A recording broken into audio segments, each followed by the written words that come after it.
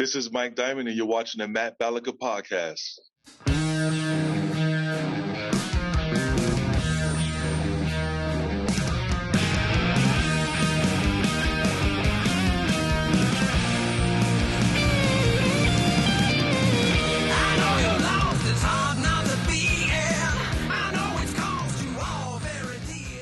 Good day, ladies and gentlemen. Thank you once again for tuning in to the Matt Balaker podcast.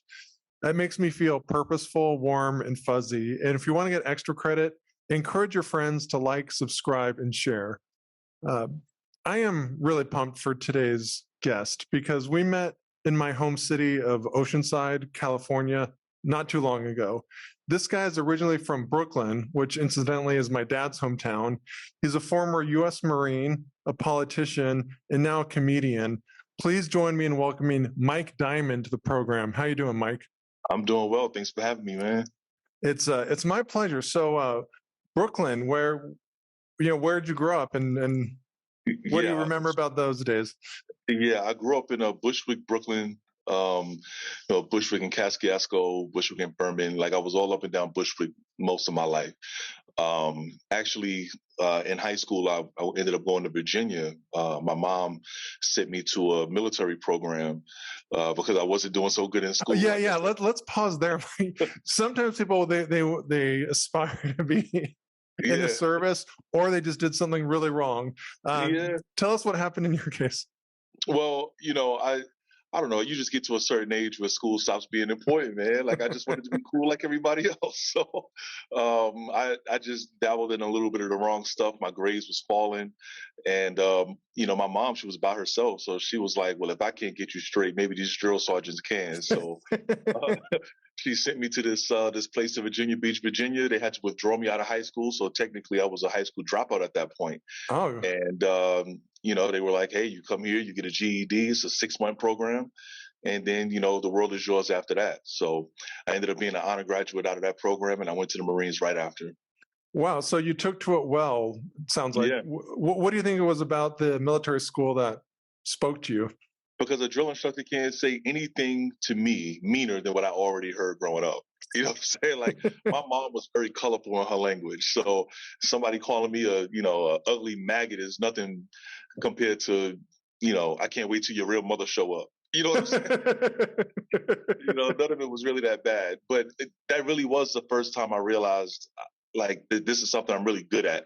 The stuff that hurt everybody else, I just kind of sailed through it. I was already physically fit. And I liked the structure. I liked the uniform. It all just kind of worked out. So, the Marine Corps was just an easy choice. You like the structure. You like the uniform. You could handle a guy trash talking you. And you took to it well. So you finished this program in Virginia Beach. Yeah. You enlist in the Marines. What's life like after that for you? Well, oddly enough, one of the biggest hurdles that I had to get over was getting my mom to agree to let me go, because she was like, what if there's a war? Like, what if we have a war? And I was like, we're not going to have a war. There's never wars with America. Yeah, go ahead. But I enlisted the July before 9/11 happened. So, oh my God. So while I was in boot camp, last phase before graduation, final rifle range, the World Trade Centers went down, and I hit the fleet as we were mobilizing 1st Marine Division and getting ready for the Baghdad invasion. So, so life was fast at that time, really fast. Yeah. Did you tell your mom, it was your idea that I go to military school, or did you leave that alone? Nah, you know what, man, my mom is not one to be provoked. I just, I just did what I had to do. I honestly, the best things about my life came out of the Marines. You know what I mean? I mean, obviously combat sucks and all of that stuff, but like the Marine Corps was great for me. So war or not, I would have still enjoyed it. So I like how you so casually dismissed combat sucks. Yeah, I think that's kind of an understatement. But for the civilians out there like me, to the extent you want to share with us, what did you do in combat, and what are some of the lessons you learned? Yeah, so I was a combat engineer in the Marine Corps. I was with 1st Combat Engineer Battalion. I was there for OIF 1, or Operation Iraqi Freedom 1, when we did the invasion of Baghdad and took down Saddam Hussein's palace. Wow. And I was there again for a second time in Fallujah. And that was where we did the heavy door-to-door campaign looking for weapons of mass destruction and stuff like that. And combat engineers cover a lot of different jobs, from development to destruction, detecting unexploded ordnance, finding mines, and making a way for infantry battalions behind us to get through.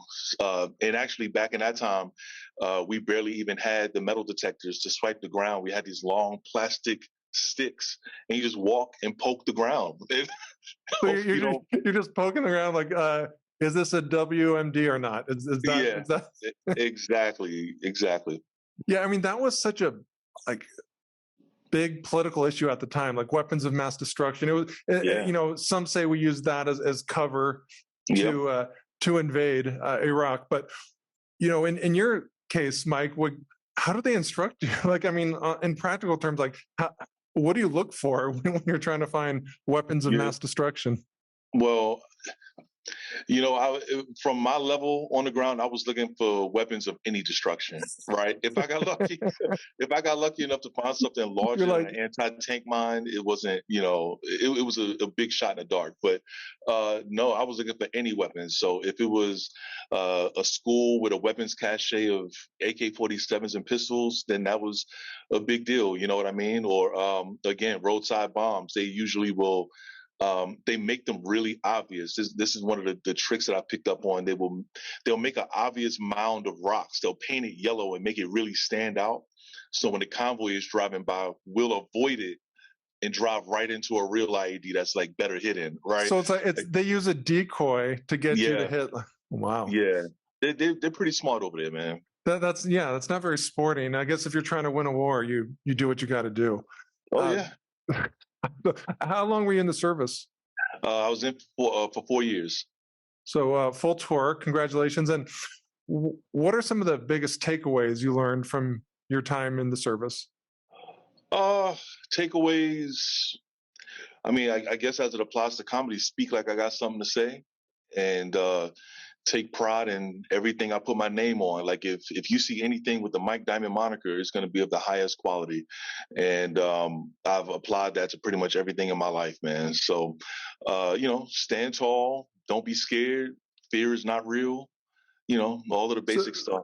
so when you say fear is not real, what do you mean by that? I mean, fear is not real. Like, of course you can get anxious and you can get excited about something, but the idea of being still because you're afraid of what's on the other side, that's a choice. You can Gotcha. choose to still perform afraid. Like that's the whole definition of courage. Doing things that are scary like you're not scared, Do right? it scared, yeah. Yeah. And what was it about the military training that? I mean, because it's one thing to say it, Mike, but I mean, you lived it. Like, Yeah. like for people out there who maybe encounter their own anxieties, what tips do you have? Uh, Take a breath and understand that it's human to feel that. And quite honestly, I would say spend as much time as you can exposing yourself to stuff that you're scared of, because you start realizing that in the moments that you're most afraid, that's when you do the most kick-ass stuff. Like, everybody who's watching, I'll save you 3 months of boot camp and tell you exactly how the Marine Corps turns regular snotty-nosed kids into Marines, yo. They take everything that you are afraid of and they make you do it. Right. If you're scared of water, you're gonna do swim qualifications. If you've never been in a fight before, you're scared to get punched in the face, I guarantee you will get in a fight in the Marine Corps, right? Um, if you are claustrophobic, you got to do the gas chamber. If you've never fired a gun, you're scared of loud noises, you're gonna fire a gun. If the idea of needles are scary, you got to give vaccines. You got to learn how to apply an IV. Everything that you are afraid of, you have to do it. And then you get to the end of 3 months of basic training and you realize, damn, I'm tougher than everything I was afraid of. And look how fast I ran. Look how long I swam. Look how long I was able to hold my breath. How loud I was able to scream. What else can I be great at, right? It gets you on this like momentum of figuring out what else you're unreasonably afraid of, you know? That's a good lesson, Mike. And what were you unreasonably afraid of? I was unreasonably afraid of white people. And now you're talking to the whitest kid or the whitest middle-aged guy in America. So you've really gotten over your fear, Mike. I'm glad I could be a stepping didn't stone. grow up around a whole lot of white people. And, when you grow up in areas with all black people, you only get one side of the story. You know what I'm saying? I actually talk about this on stage quite a bit, where it's like, white people are a lot better than I thought they were. Like, they really do fuck with us for real. I don't know if I'm about to curse, but like, white people, y'all are cool. But there's a warning though for black men. Like, if you ever make friends with a white couple and they're really excited about you, be careful, because the guy probably wants you to sleep with his wife. You gotta be careful when they're too nice. But well, I'm never going to be that nice to you, Mike. But just so we're clear, I like you a lot, but that's where I draw the line. So yeah, how did they just put you in bunk with a bunch of white dudes, or how did you? You know what though, the Marine Corps has a funny mix of people. Like, you'll get really, really country guys, like the Texas, Arkansas farmers, strong for no reason kind of guys. And then they'll make them roommates with a kid like me out of Brooklyn, New York, that only listened to rap music and never really saw animals outside of rats and seagulls, right? Yep. And like, I started listening to rock music because the roommate that I had loved System of a Down. Right. And I pretended to hate it for 3 months. Then finally I was just like, you know what? I really like this music. Did you start banging your head a little bit? Yeah. Doing the air drums? Yeah. Like, in the Marine Corps, we have a saying, there's no such thing as black and white. We just got dark green and light green. Right. But we're all green. So you learn that we're more alike than different. And that's one of the things I'm probably most thankful for in the Marine Corps. Like, I stopped seeing people for the colors, I mean, you said a lot of really important stuff there. And obviously the last few years, and really the last hundreds of years, there has been different ways of getting people of different backgrounds to kind of come together, or at least respect each other. And it seems like in schools, I'm talking about like public universities and colleges and high schools, there's one way where I'm going to do a bad job of trying to explain it, but it's sort of like, people, especially white people, I think, can be afraid to say things to black people, or just like, shut up, you've done, or your ancestors have done all sorts of injustices, and like, wait your turn. And then I can only equate it to sports. My father is a Marine, but I didn't live what you did, but people will talk shit in sports. I say, I have minor cerebral palsy, and some of my best friends would make fun of me for it, but I knew they liked me. Right. And I knew after a while, like, you can be called retard so many times before it doesn't really like affect you. I mean, not that I want to encourage people to say that, but it's like, so what would you suggest to help, and I guess, improve race relations in America? That's actually a good question. Get in situations where you got to struggle together. That's really what ties Marines together. You could take 100 guys that don't know each other, that come from all different backgrounds, all over the country, all over the world, and put them in a field with simulated gunfire, and they haven't eaten in 24 hours, and they miss their moms, and they're sleep deprived. They all bitch and moan the same way. Right. So when you see how we act and struggle, you realize how similar we are. Like, it's so easy to point out the differences when everybody is separated through their like economical advantages. And, some guys might be taller than others, so they'll get more attention from women or whatever. But like, when you put your nose to the grinder and you have to hurt with people, you realize, man, it hurts me, it hurts him the same way. And when we bleed the same color, as cliche as that is, but it's true. So struggle together. So sports is a really good way to do that, right? You're doing 2-a-days in the off season playing football in that sun, black, white, or indifferent. Everybody's sweating and stinking, Right. So it sounds like basic training might be a better way to improve race relations than safe spaces at Cornell University. Yep. If it was up to me, every young man would do a minimum 2 years in the Marines. Yeah, it makes you definitely. I've never met anyone who have been to like some sort of secondary higher education and the military. Everyone has said the military has taught them way more, like literally 100%. And it's bro. not even like no one's wavered on that. You gotta think about how weird it is to be like, 23 years old and have already been around the world 3 or 4 times and seen so many cultures and tried so many different kinds of food and seeing how different governments affect those places, and then come back home and then you meet 24-year-olds here and how lost they are. You know what I'm saying? It's crazy. You feel so different. When you get exposed like that, it's kind of hard. Once you know what's right, it's hard to listen to what's wrong. So You mature quickly. Those are yeah. the so you're 4 years in the Marines. What was your next step after that, Mike? I got out of the Marine Corps and thought I wanted to go back to the East Coast, and that dream died fast, man. Like I was stationed here in California on Camp Pendleton, so once you get exposed to this beach, man, it's hard to leave. So I actually didn't have a whole lot of options when I first got out. I was a bouncer at bars. I bounced at so many bars, and ended up bodyguarding for a small spell, and uh, then So what's the audition process for bodyguarding? Because I might want to expand my portfolio a little bit. So yeah. how does one become a bodyguard? So you don't necessarily have to take my path as far as being in the military and being a combat vet. Like you get a guard card and you go through like different private schools will give you instruction. So you can just go through a course and get certified. Or once you say you've been to combat as a Marine, they all kind of just trust you anyway. So yeah, it's really that easy.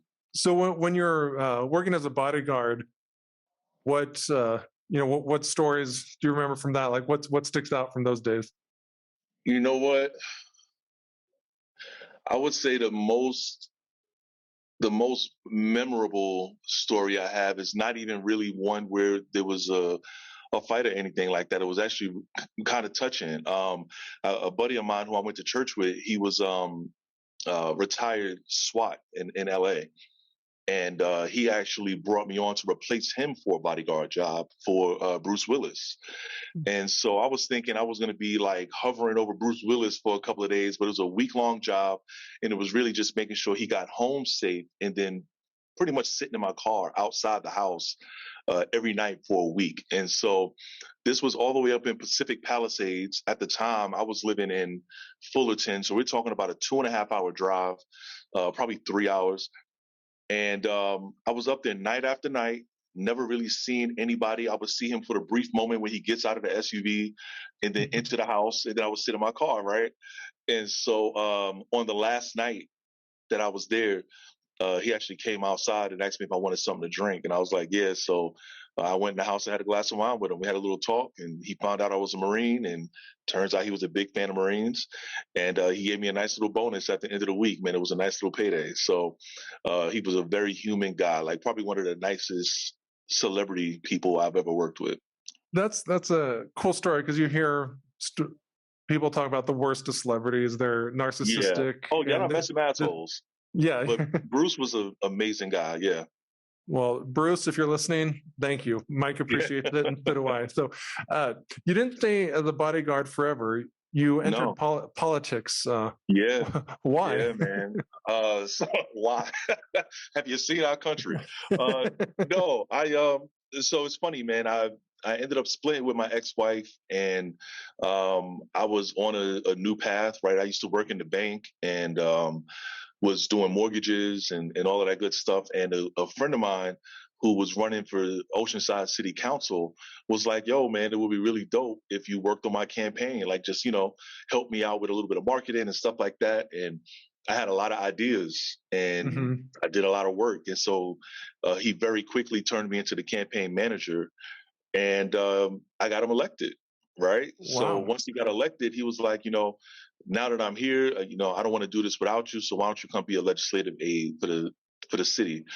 So I said, yeah. So I took the job. I worked in City Hall for 2 years. And in working there, I became really aware of how a city's money works, how we keep sand on our beach, dealing with the homeless, all of how that does stuff. the city's money work? I've always been curious about that. Well, this is your hometown, so this would be a little bit of back information for you. So the city of Oceanside actually spends $10 million every year with the Army Corps of Engineers to bring sand down here from Long Beach and LA. So we naturally have a degrading beach. Like if we don't replenish the sand, it'll just be rocks down there. So we steal So it from LA, or not steal it, but pay we for it actually, from technically, we're taking it back because okay. it's washing up throughout the year. So we're actually going to be starting that in the springtime here to get ready for the summer. So, but yeah, like the more I learned, the more I kind of had ideas, and I already had access to the mayor and city council members, and they were like, well, the next elections are coming up for state assembly, might be something you might want to consider. And it took me a little while to say yes, honestly. But once I made the decision, I ran, and then things got turbulent, which is why I'm not there anymore. Yeah. We want to hear about the turbulence, but Mike, what year was this? This was in 2018. Okay. 2018, yeah. And so this is when you were running in 2018. Yeah. Now share with the audience the turbulence. So a few years prior to that, I had tried comedy for the first time, right? When I was bouncing in the bars, a friend of mine was having a birthday party, and she was like, Mike, you're so funny. I would love to see you do comedy. And I was like, I might be conversationally funny, but I'm not ha-ha on stage funny, right? Like, I'm not that guy. But, she and a couple of the other people in the bar were like, man, you should do it. You should do it. So I agreed, but I never thought it would actually go through. I thought they would just forget about it. And then a couple of weeks later, she called me and was like, all right, my birthday's tonight. I can't wait to see you on stage. I was like, oh shit, I haven't thought about this at all. Right? Yeah. I never wrote a joke. I had never been on stage. So I was riding my motorcycle on my way to the club, and I was just thinking about the last 3 days. And fortunately, at that time, I had just started dating my ex-wife, who was a single mom. So I'm having all of my first time experiences with an 18-month-old kid, which is material all on its own. Absolutely. And when I got there, I pretty much just told jokes about, or not even jokes, I told stories about dealing with a kid and how unreasonable they are, and whatever. And I actually did a really good job. And I was like, damn, I think I could do something like this. But I didn't. I stopped abruptly after that. I think I did one more show after that in that same bar, and I never did it again. Well, while I was running for office, the video from that surfaced. And it wasn't all about my kids. I was talking about a lot of other stuff too, involving sex and relationships and all of that stuff, and not necessarily things becoming of a political candidate. So the media went crazy. All of the local papers and Fox and everybody started writing a bunch of articles comparing me to Trump and the grab her by the P-word clip, and and I was just like, oh God, I can't continue this. So I went ahead and backed out. Well, you were kind of canceled before it was cool, and it's funny because Yeah. now it seems like politicians. I remember growing up, they would never cuss. Now it's like not a big deal. So I mean, we've evolved to be a lot looser with language and what we talk about, and also just kind of opening up the backstory. And especially I'd like to think in a city like San Diego, where it's generally considered laid back. For me, and again, this is just one person, I would be more likely to vote for you if you said that stuff. But I mean, were you able to defend yourself, or were you able to present it like, dude, this is a stand-up act? Like, chill out, or what? I tried that at first. It was like, hey, it was a long time ago. It's stand-up comedy, but people can be very just they are not understanding when their vote is on the line. Okay. They want you to be perfect. And I just made a conscious choice to just choose being happy over being a public servant, man. Like, my campaign slogan was "Send in the Marine." I used the old flyer slogan from the Vietnam, I think it was, or the World Wars, "Send in the Marine," and people loved the whole Marine thing. Mm-hmm. But it's like, do you really know what a Marine is? Like, you clap and you say you want a Marine leader. What do you think Marines talk like? What do you think we talk about? They talk like sociology professors, right? Yeah, exactly. Never colorful language, never objectify women. I talk like a Marine. I talk like a regular guy, but you talk like an honest person, and politicians aren't used to that. Exactly. I feel like in order to make it to the highest levels of politics, you have to be one sociopathic SOB, boy. Like, to be on like that, perfect all the time. It's like, where's your personality? Where's your individuality? I like dancing. I like laughing. I like talking about things that might be a little controversial. Yeah. And if I can't do that, then I don't want that job. So basically, the things that make you a good human and an awesome stand-up Yeah. crushed your political career. Crushed my political dreams. Oh, And I wow. actually did a show. I did a show where I just called out the whole political thing. I was just like, hey, look, I'm choosing to do what I want to do for the rest of my life.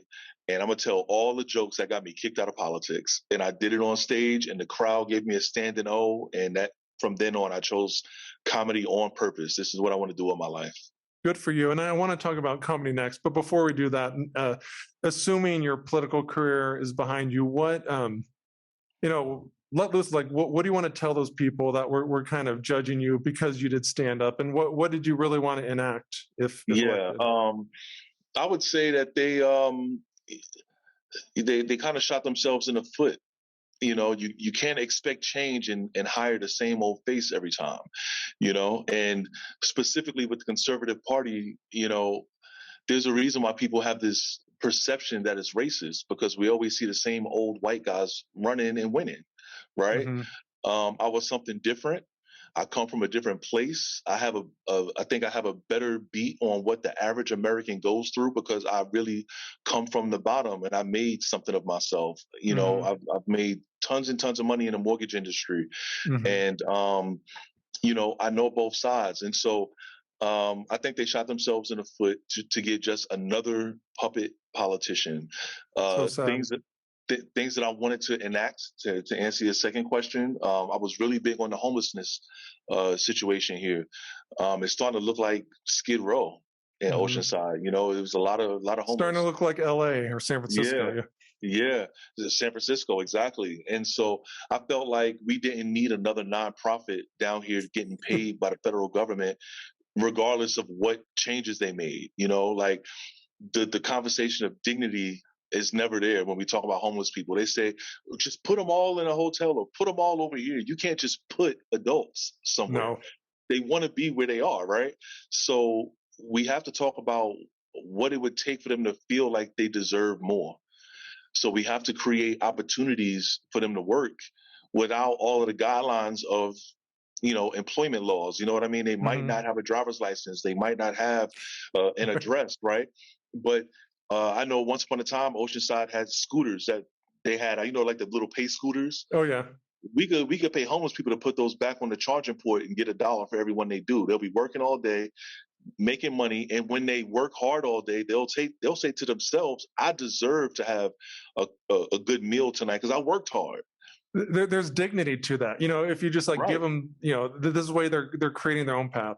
Yeah, I've been a homeless person before, and one thing I know for sure is every time I got a free meal, it was a reminder that was another time that I couldn't feed myself. When were you homeless? I was homeless right after me and my ex-wife broke up. Okay. And how long? It was for 1 year in 2017, and it was in 2017, and it was for 1 year, and it was the hardest time of my life, man. I couldn't see my kids for like 4 months. It was a nasty situation, but I prevailed. I was able to lean on some friends and use my skills. Yeah. So what skills? I mean, because that's real survivalism. What got you through it? Well, I think just the understanding that it wasn't forever helped a lot.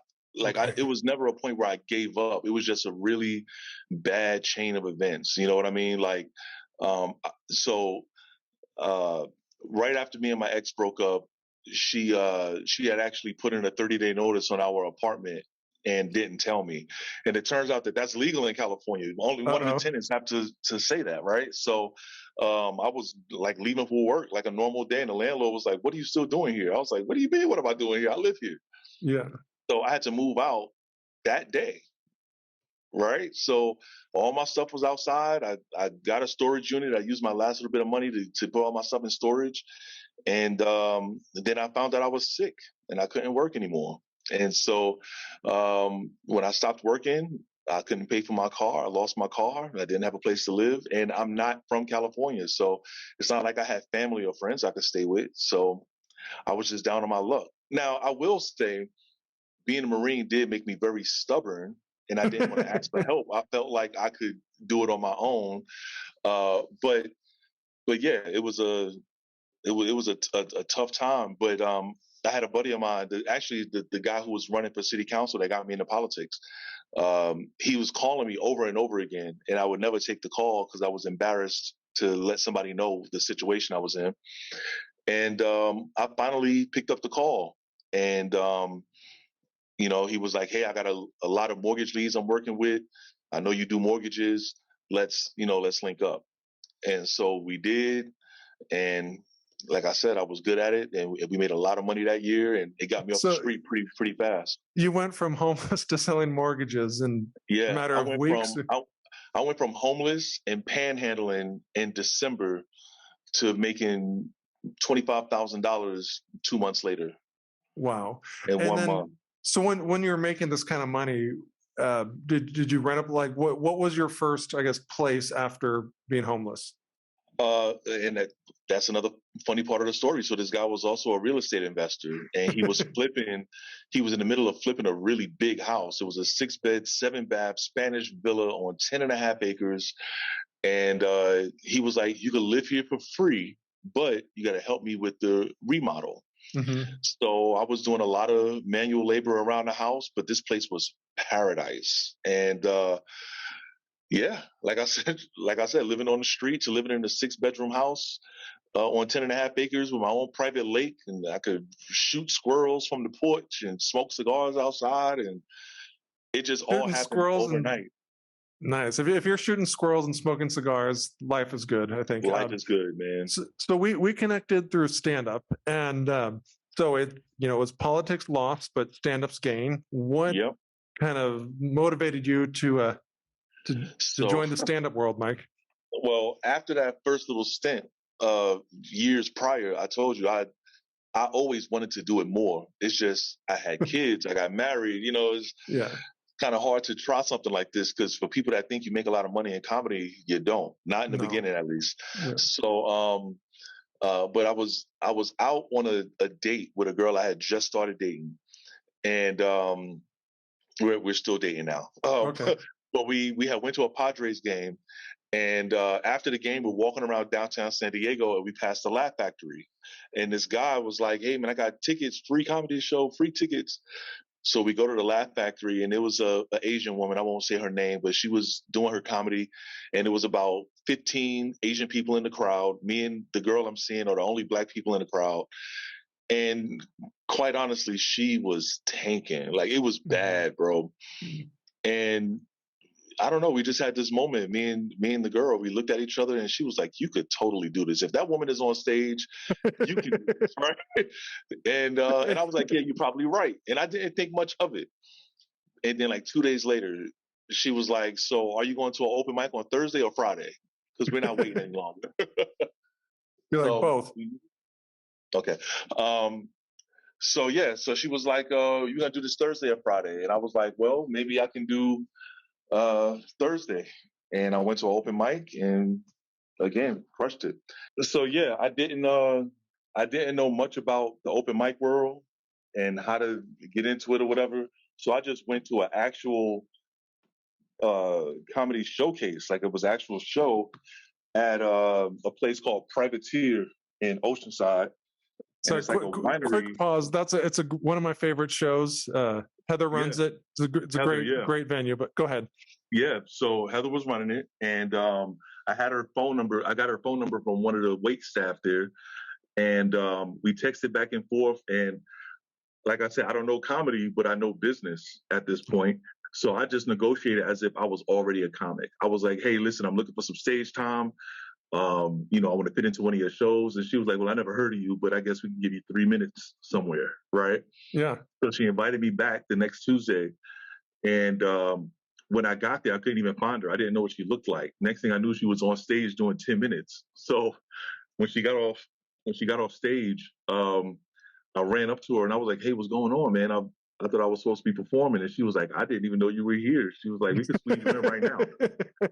So as nervous as I was, and by the way, I had 2 weeks to get ready for this, so I wrote like the tightest 3 minutes ever, right? And I got on stage and fucking killed it, right? I really killed that show. And when I got off stage, Heather came up to me and was like, "You got to come back next Tuesday and finish out the 5 minutes," because I only did 3 that night. So I went back the next week, and Heather wasn't there that night. She had some personal issue, but Corey was from Ever Loving Comedy. Corey Riojas. Yeah. Good friend of So mine. he was there, and Heather forgot to tell him that I was supposed to perform that night. So again, I'm there and I'm lost and not knowing what to do. The headliner heard me and Corey going over it. He was like, "Well, if the guy's ready, give him 5 of my minutes." And I know that never happens in comedy.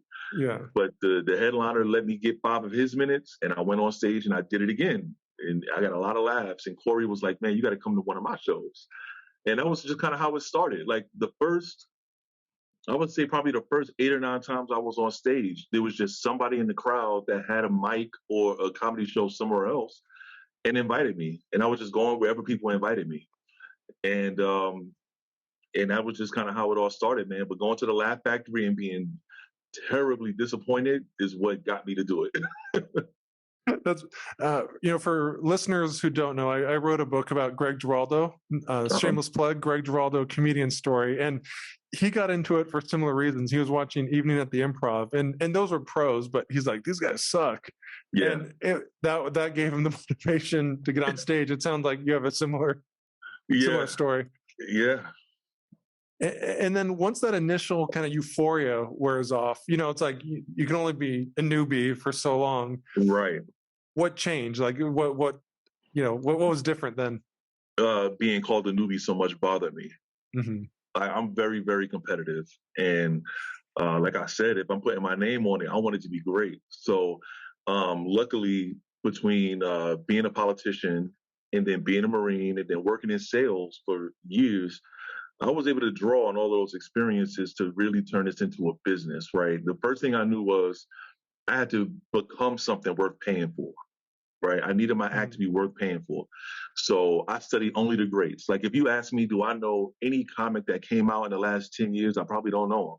I know Andrew Schultz. I love him. Yeah. But like I look at the old Def Jam days comics, when the energy was high and the writing was really clever. No shade to any comedian, but I feel like right now there's a lot of very indifferent comedians. Yeah. Like the style is very indifferent. That's I sleep in my mom's house and, like just very laid back. But when you look at Martin Lawrence hosting Def Comedy Jam or, Robin Harris, Bernie Mac, like those guys had energy. They didn't allow you to not pay attention, right? And I was like, that's the kind of comedian I want to be, right? So I just took notes from all of those guys, honestly, as far as stage presence and, the kind of language I would use and things like that. And I just made it my own. And it got to the point where every time the conversation of how long have you been doing comedy came up, there was always a no way. There's no way you've only been doing it for, at this time, 2 months, 1 month. This is your 5th time on stage. What? So I just made it a point to not tell people how long I've been doing it. Because honestly, even if you've been doing it for 10 years, you could have been doing it for 10 years wrong. Right. Not growing, still telling the same jokes from 10 years ago. Right. And the audience doesn't care. If they don't. If it's your first time or your 100th time or thousands, they just want to be entertained. Right. That's right. So I feel like that's those. But it's like it's kind of like when Marines meet other Marines. They go, "What unit you with?" Right? So any Marines in the crowd, they're gonna know what I'm talking about. Every time Marines see another Marine, we go, "What battalion were you with? What unit you with?" And they basically trying to decide in their head, can I kick his ass or not? Like that's all it is. It's not camaraderie. So when comics come to me and they ask me how long I've been doing it, they're trying to decide if they can bully me as a new comic or if they can ask me for advice as an experienced comic. So I never tell them how long I've been doing it. I just say, how'd you like my set? Right. And that's it. That's smart. And then now you produce, right? So what's the story there? So not producing so much, just getting much bigger bookings now. Okay. And I have a comedy workshop where I help brand new comics that are trying to learn how to structure a joke, help them kind of figure out their language. I don't want anybody to do it like me, but I want them to understand the psychology of conversation and crowd dynamics, right? So I have my workshop where I'll get other comics in and we all kind of give feedback to each other. It's not me teaching as much as it is all of us are feeding each other and sharpening our jokes for the next, shows we have coming up. Yeah, I mean, it's important. Like, and Andrew Schultz has his inner circle. I mean, every big comic has someone they bounce ideas off of. I mean, you're just accelerating the process. Well, I mean, I could talk to you for hours. We got to have you back. But now that we're kind of wrapping up, I want to know, you've been a Marine, or you are a Marine. You've sold mortgages. You've lived on the streets. You've done a lot of cool stuff. What are you most proud of, Mike?